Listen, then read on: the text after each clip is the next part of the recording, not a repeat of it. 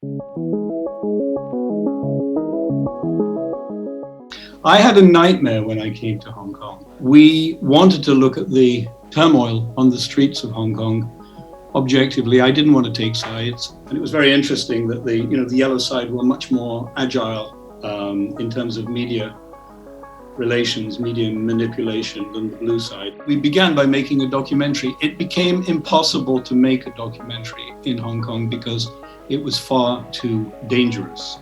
And the people that we would speak to off the record were terrified to speak on the record.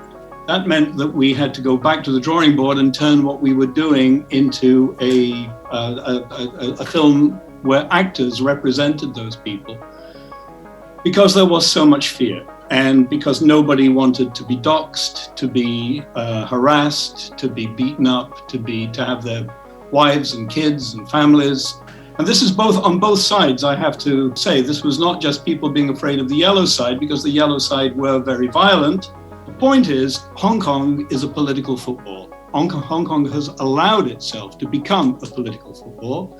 It is being used cynically by a waning United States and by a desperate Republican Party.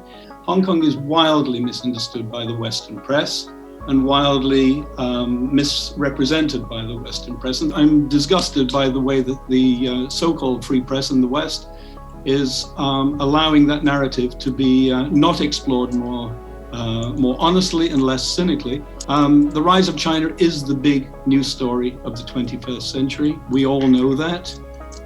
It's going to continue to rise. It's going to continue to be important. Frankly, in my opinion, Hong Kong is very lucky to be a part of China at this seminal moment in its history.